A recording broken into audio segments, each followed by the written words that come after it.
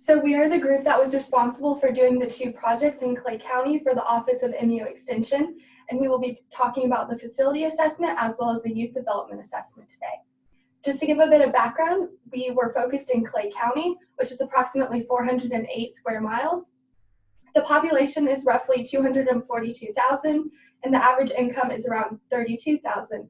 The demographics are listed below as well as their percentages. So to start first with the facilities assessment, which Todd and I were responsible for, we were both space analysts, which meant we went to the facility, analyzed the needs of the office staff, and looked for different buildings that they could potentially move into. Todd also served as the budget analyst, which means he calculated the in-kind funding for the county, and I was responsible for locating a new facility for them to move to. So to start our project, we were responsible for conducting interviews. We did a total of 8 interviews with the office staff members. We had a quantitative and a qualitative portion. We divided it up to make it easier. One was sent to them as a survey, and the other was conducted as a phone call interview. After we conducted our interviews, we analyzed our findings and condensed it into data that we could use for our project. And so from the data that we got, it gave us a lot of a wide variety of needs. And so we kind of narrowed those down into 3 for each of the programs and then 1 for the general office. And so for the nutrition program, what we narrowed it down to was that they needed more adequate kitchen and food and preparation space.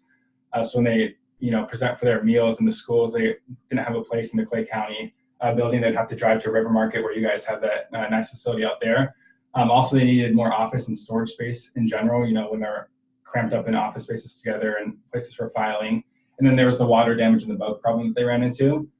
For the 4-H program, they would like an outdoor classroom / shelter area, a space for program preparation, and then access to more garden beds. The Grand Families program, they would like a collaborative space to host the meetings. So right now, they host it at that church nearby the building, which I talked about more in my report. But Jody said she'd like a place to actually do it inside of the office itself, so so she wouldn't have to drive. Again, they would like additional office and storage space, and then the water damage and bug problem was also an issue for the Grand Families program. And then for the general office, a private conference room, right? So you guys, they share the conference room with the county out there. So sometimes, GK would talk about issues where he would reserve the conference room and then, accidentally not mark it down, and another person would have to go in and try to clear things up on who has the room. So if we can get them their own private conference room, that's a definitely need they would like. Additional storage space, and then better marketing and signage. So for funding analysis, the first thing that we did was classify the building, which we classified as a Class C. That's just because we saw outdated infrastructure and technology inside of the building, and then it was in need of extensive renovation, which we classified as a Class C, which gets important whenever we talk about the funding, because the way that, of course, the county funds the program is in part through office space. And so since we classified it as Class C, that's going to be less funding. So whenever I calculated in-kind funding, I did it 2 different ways. One was the file that I received from where it showed different class buildings inside of the Northland in Kansas City, and the going rate for price per square foot, which was $14.07. Multiplied that by the square footage of the building to get their per rent month, which is $2,500 roughly. And the second way is I went on LoopNet and looked at what I thought were other Class C buildings. I took 15 and made an average of their rates of price per square foot, which came out to be $10.57, and multiplied that by the square foot. And so that came out to be about $1,800, almost $1,900. So, the best estimate is that per month it would fall somewhere between $2,500 and $1,800. So as part of our project, we have 3 alternatives that we're going to recommend. The first is renovate. And this is basically making renovations to the current office facility. And so I specifically outlined 3 different ways or 3 different areas that we can improve on. First would be expanding that back patio into the building and making that into a large break room or kitchen area. So at the River Market office, when Caitlin and I visited, there was on the bottom floor, the great area where you have a kitchen and all those tables set up that's great for collaborative space. But the Clay County office didn't really have something like that, apart from the conference room, which we talked about was hard to reserve sometimes. And so giving them a space to be able to host other group projects, like when GK does his art classes, or if the nutrition program wants to host a nutrition meeting inside of that room, that'd be a great place to do that as well. And then another renovation that you could do is enclose the outdoor area behind the office support staff. So there's that little patio back there. And if you would enclose that off, that could give you additional office space. And in doing so, you could bring the tenants from the office space that's shared with the recorder of deeds and move them out there and end up turning that office space into additional storage space for you guys, which would cross off another one of your needs as well. And I included a floor plan that we got from that assessment that Wellner Architects did about 3 years ago. And it just kind of outlines what I was talking about. So the top there points at that back patio area that you would extend into the full kitchen area with tables that you could reserve. And then it shows the office shared with the recorder of deeds, where they need more privacy. You don't exactly want office members sharing an office space with them. And then it shows that back patio area. And so for costs, I also got these numbers from the Wellner Architects, the research they did. So they calculated that a minor renovation would cost $80 per square foot. And so for the 2143 square foot of the property, that would be about $170,000 for a complete minor renovation. And then of course, for major renovation, $150 per square foot, multiplied by the total square footage is about 320. So if you're gonna renovate the whole property, you can look for somewhere to fall in between those price ranges. Our second option was to relocate. So this is where I went and looked for other facilities that were available in the Clay County area. So the criteria for the property when I was looking was to have it near a major highway, be centralized in Clay County. Many of the office support staffs like their current location in the building they're in because of how centralized it is for any members of the county to be able to get there easily. It had to be a reasonable cost per square footage, had to have a conference room, multiple bathrooms and office spaces, and it had to be well maintained. So through looking at LoopNet and other websites, I was able to narrow it down to 3 that I felt met most of the needs that we were looking for. Obviously, the cost of them ranged because most of them were more square footage than the building is currently. But I have attached some floor plans so you can kind of see how the space would be allocated. But all of them do have conference rooms, multiple office spaces. I believe one of them has a kitchenette, which solves the issue for the nutrition program. And all of them are pretty centrally located in Clay County. All right, so that brings us to the third alternative, which is rebuild. And that one was kind of difficult because the biggest problem with this is funding and getting the money necessary to build a new building. But what we did is we took an approach where we laid out criteria and said, if we can somehow get the funding, these are certain things that we'd want to be included in the new building.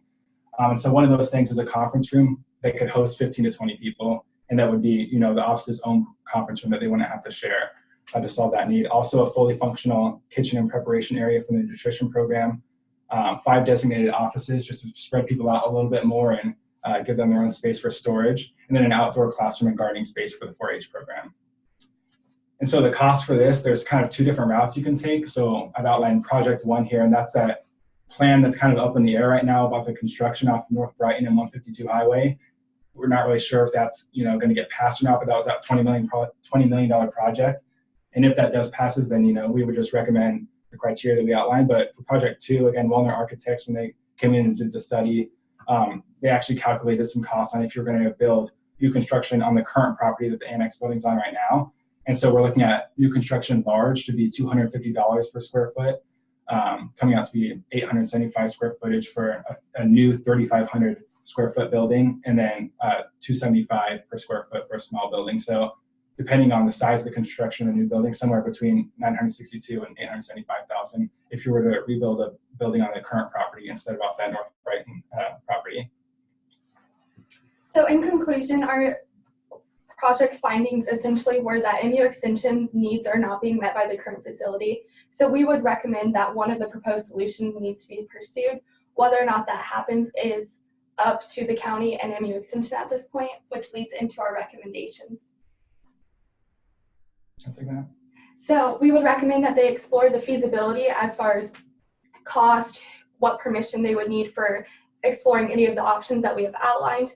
We would also recommend that the exact amount of funding that MU Extension receives from the county be determined by using official records and financial statements. And our last recommendation is that whoever continues on this project continue researching other potential facilities and seeing what opportunities might lie there for the Clay County office of MU Extension. Thank you, Todd. Quentin Kaiser, Quentin Cantrell, and myself were tasked with Clay County Youth Development Needs Assessment. We were tasked with assembling a focus group of youth development professionals. Our goal when we set out to do was identify issues surrounding kind of the youth development and involvement within Clay County. So with our initial contact, we were given an interview list with 17 different participants. They all had a variety of professional roles, including one youth program coordinator, several adventure club administrators, a teacher, several different 4-H club leaders, 2 or 3 youth prevention and suicide prevention specialists, and 2 extension council members. So what we did, we decided to divide up potential participants, and we sent our initial contact emails. In those, we just kind of explained who we are, our mission, what we were trying to accomplish, and if they were actually interested in participating in our focus group. It was from here that we kind of gauged potential interest from our 17 initial potential participants. From there, we sent out a doodle poll with potential participants who did say that they were interested in participating. After gauging availability from the participants as well as ourselves and the availability of the focus group location, our focus group was set for November 25th from 5:30 to 7. That was at this time, we actually had a few difficulties. Really, the major difficulty of our project was just trying to find a date that worked for everybody. The 3 of us, with those 3 dates that were actually available for the focus group, did not have a date that we all could work on, but this focus group was still largely successful.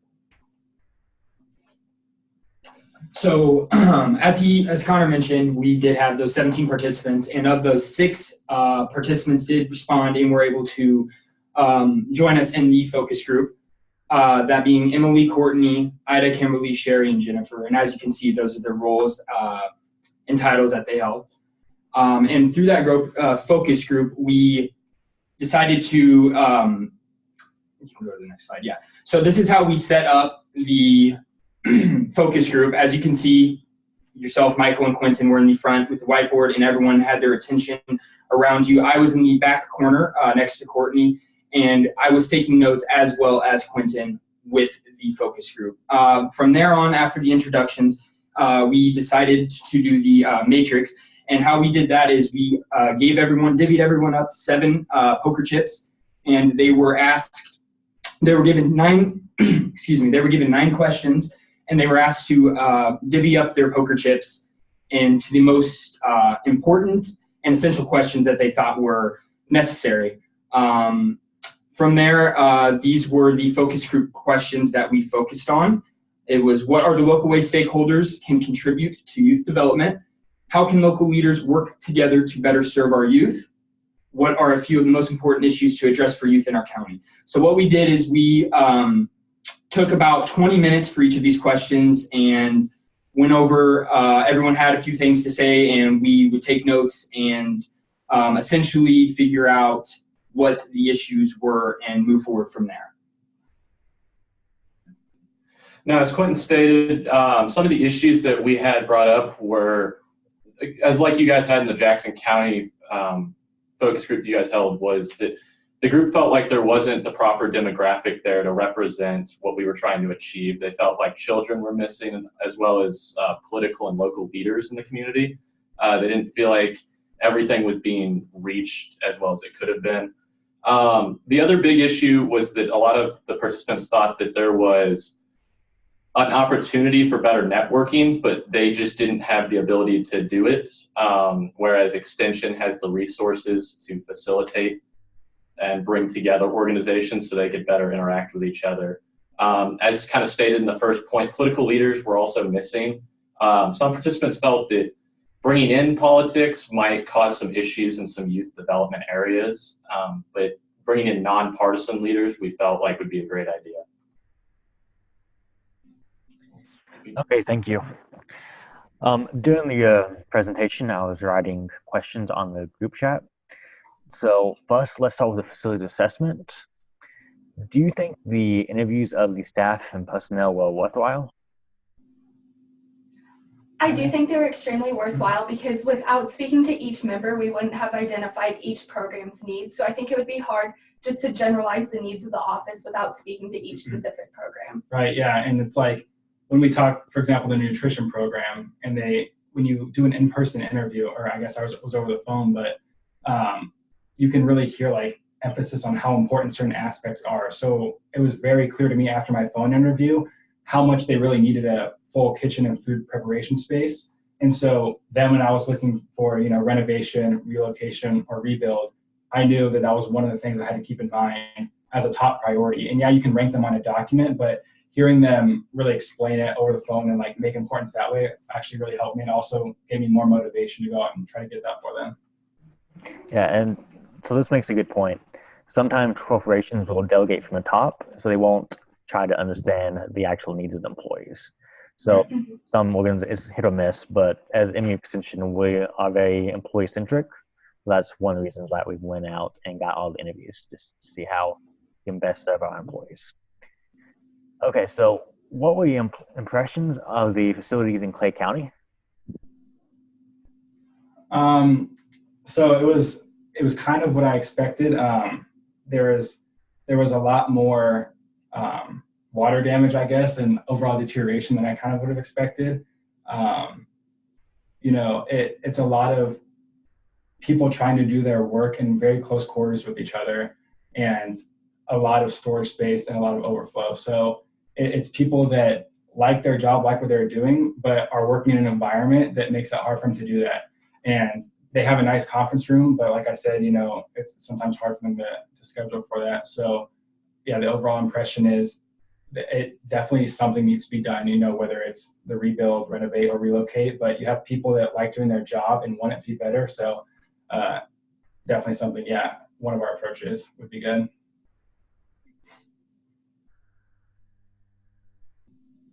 Okay. So you presented 3 plans. Which ones do you think would be the best in terms of costs, employee satisfaction, and public perception / engagement? I'd take that one. Well, there are a couple different plans that I think could be implemented that would ultimately make everyone in the office happy. The rebuild option would obviously be ideal because it'd be a brand new facility. They get all their needs met. It'd be provided by the county if they were paying for it. And it could potentially be in a similar location if it didn't end up being in the Brighton 152 area. They could always look at rebuilding on their current property. So I would say that option, or when I spoke to a lot of the office staff, they expressed to me that ideally they would like to stay in the location they're at. They just need a new facility. So also that renovation, if you went with more of the major side of things, that way people who are already participating in programs know exactly where the building's located. It's just a nicer facility that meets all of their needs. Yeah, and Caitlin brings up a good point there. There's in an ideal situation, they get the rebuild, but that's expensive. And so that makes everybody in the office happy. But to get that funding, it doesn't make the taxpayers happy. So you kind of talk about feasibility of which project can you actually do. And unfortunately, while I think rebuild would obviously solve the most needs, it's probably the least feasible out of the 3 options, just because of how expensive it can be. I don't think that probably will pass. And so, yeah, renovation I think is a good one too, because it meets in the middle. It's a lower cost option, but you can still do specific things that meet specific needs. It's basically the budget is at your own discretion, right? However many needs you want to meet is however much money you need to spend to meet those needs, and you can be more specific with it. Yeah, and I agree with you with that. Just because we are a public organization, we are very much beholden to the taxpayer. So extravagant facilities is out of the question if we can get by with something less. So that's, like I said, that's a consideration we have to take into account. But thank you for providing the 3 examples and analysis on that. So for the next one, so reflecting on the project, what do you think could have gone better, and how would you have gone about to make it better? I think if we had received more specific information, which I know is kind of difficult for people to know exactly what this project was going to need for us to be successful, but more specific facts from the county, even of the financial statements on how much they believe that they are providing MU Extension, more documents from MU Extension on how much they feel they are receiving from the county, and kind of a more established budget for us to work with to kind of see what the potential options would be that are more feasible for the MU Extension. Okay, and this is the final one for the facilities assessment. This whole project is designed to be a learning experience. So what can you say you took away from the project and how will you use it in your professional career? Right, yeah. So this was actually, I have a lot of other friends that are doing other projects, and I'm kind of happy I got in this one just because of the variety of things that I was able to do in it. So it was a lot of work for two people to be doing, but on the positive note is that you're doing a lot of different things. And so, from the professional experience of doing phone interviews, setting up interviews, contacting them, doing the site visit, all that stuff develops you professionally. But also in terms of actual material that I learned, I mean, I know a lot more about classifying buildings now than I would have known otherwise, and real estate and pricing property and all that stuff. So the professional things I'll definitely take whenever I go into other jobs, but just the extra knowledge that you learn from pricing, real estate, and also just of how the public company works, like the funding and all this stuff, how you guys basically, like you said, get by on as little as you can. It is a lot that you learn this project, yeah. And I completely agree with Todd. I would just add on a personal note, I think we both have a greater appreciation for the work that MU Extension does and understands why it's so important now and why counties are willing to bring in MU Extension to offer those programs and services to the community. And I think that we're both bigger advocates now of increasing funding for MU Extension and utilizing the programs and recommending that other people look into the work that they're doing. Okay, thank you, you two. I think you did an excellent job with the presentation, and I look forward to reading your paper. So now let's go to the youth development. So do you think the focus group method was the most useful way to get information? Can you explain if you do think it was so? Can you explain why? If you don't think it was so, can you give an alternative that may have been better for our uses? I think it was a good way of hearing multiple people just kind of go after, just have good communication between each other. I think we've done, we are also doing individual interviews, and although we do get answers, we don't get, the kind of communication between 2 or 3 different people who have different opinions. So I personally do think it was an effective way to do it. I would actually have to agree with Connor as well. As much as the individual interviews, if they have a successful rate, that's great. I just think personally that the focus group brings everyone together. You all can share your ideas, and you can feed off of each other. So if there's anything that one person says, the other person maybe agree or disagree, it just opens up it opens up a more, it's for an open environment. That's what I'm trying to say. So. Yeah, I would definitely agree with both their points. I think that the popcorn style discussion where people can bounce their ideas off one another is definitely beneficial. Because some people might not think of an idea before somebody else brings it up, and it just expands into a much larger conversation. And that's where a lot of our points during the focus group came from, was that group members would say something and then somebody would respond back with a comment that it affects them and their life and their jobs. And then it expanded into how can this help the community as a whole. Okay, thank you. So do you think the amount of participants was sufficient for getting usable or actionable information? I would say yeah. Of course, more the merrier. I think personally that I believe we had 6 participants. They had a lot to say, and the more one person said, as we said before, they would add to it. And I think that each individual they brought in specific issues to the community that they brought. And so I, again, think that if we were to do a focus group with less people, it would be less beneficial, but it worked out. So, yeah, I would kind of say with what Quentin's saying is that 6 is probably the minimum number that we would go with. Because if you have less than 6, you might not have as much discussion and back and forth. Whereas if you have maybe too many, you're going to struggle with time and people aren't going to feel appreciated and that their ideas are being heard. So probably anywhere around the 6 to 10 range would be a good idea. And I think during the holidays, it's much harder for us to get people all together, which was our issue here. I think there was a lot of participants that wanted to come. They just weren't able to make it with their schedule this time around. I agree that I think there is definitely a maximum of too many you can have, because you can only include so many people with each question until you're taking too long. So I think there should be a maximum, is not necessarily a good thing, but I think maybe 8 or 9 or 10 may have been the most efficient. And yes, and you're correct. When you professionally do a focus group, you want to limit it to around 10 because if you have too many people speaking, stuff can get lost, and then some people will be left out because they won't have a ton to talk. So between like 7 and 10 would be ideal. So thank you for that. So for the youth development, there were 2 note takers. When you went back and compared your notes afterwards, did you find any significant differences in how you took the notes or what you observed in your notes? Yeah, the biggest difference was that he's a way better note taker than I am. So the hardest part for me during the note taking was just keeping up, but you also asked for us to kind of express their emotions, and you can tell that they cared about everything that they said. Whether they were frustrated, confused, they all had during the note taking process, it was just hard to keep up with.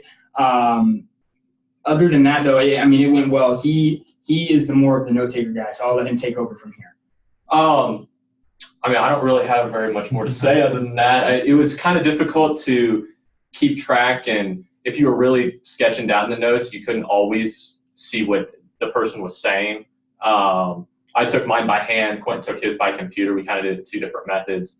And so sometimes when a quick comment would be made by an individual, it would get lost as you were writing down something from the previous participant. Obviously we didn't want there to be a recording because people might not be authentic, but that might be something that we want to look at in the future just as a suggestion. Yeah, and you make a good point with that people won't be authentic when you have recording. The issue with recording, especially when you have sensitive focus groups, is that some people may view that the information could get out. And so if they say something that's controversial in the focus group, they wouldn't really like it, and it destroyed trust in MU Extension if it somehow got released. So that's why we chose not to do the recording. And it changes how people interact when they know they're being recorded as opposed to taking notes. So you mentioned that we need a more diverse group. What methods would you recommend to getting the more diverse group, keeping in mind that we want to have about 8 to 10 people per focus group? So I'm going to have Connor click back. I think we missed a slide. It's the very last slide for questions. I think I read them wrong. But we kind of had our suggestions on there. And one of our suggestions were, go one more for me. There we go.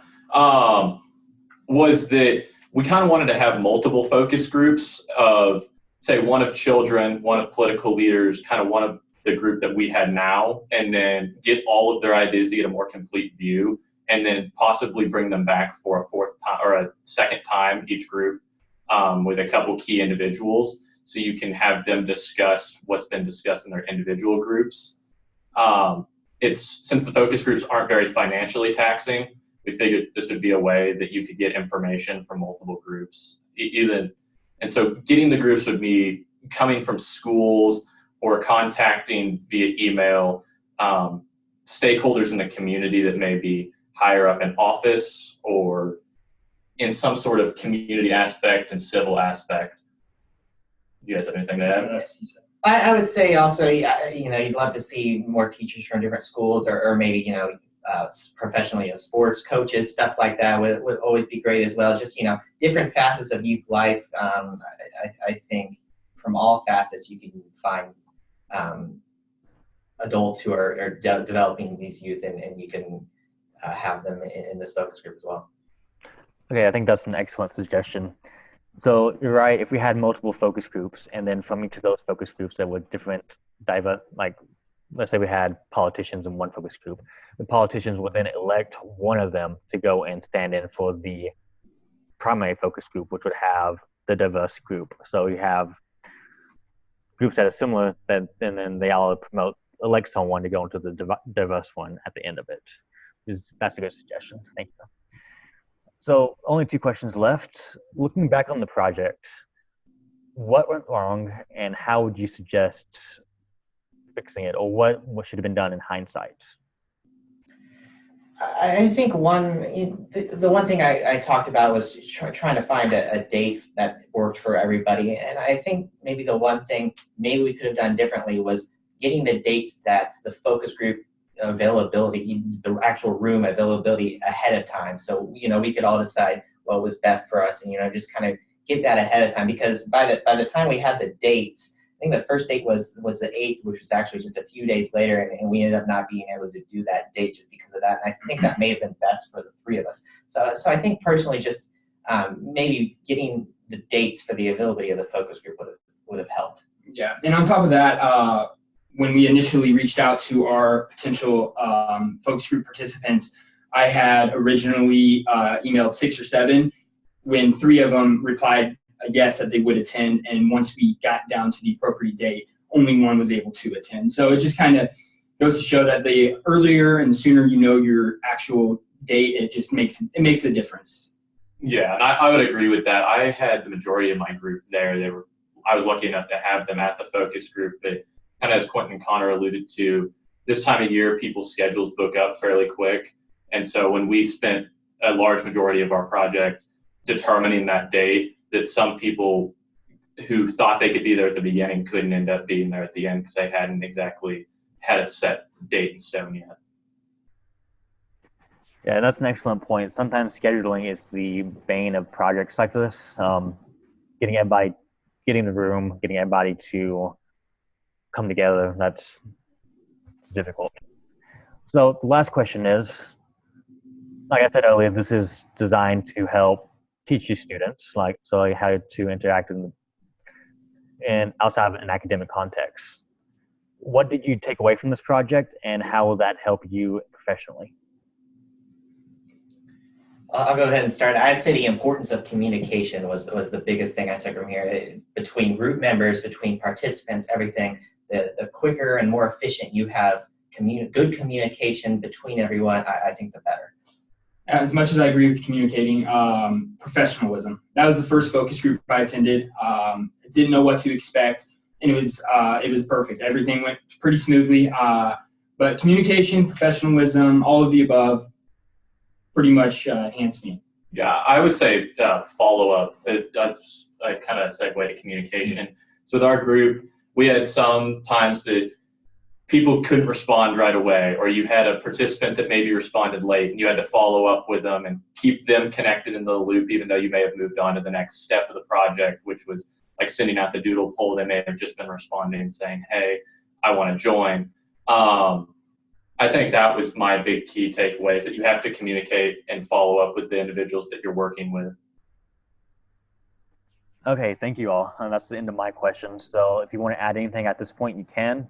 If not, I want to thank you for the presentation. I think it went excellent. I have recorded it, so I'll post it to the box later tonight, and you can submit it to your TA, and I look forward to reading your paper. Great. Thank you. Thank you, Michael. Okay, goodbye. See ya. Bye.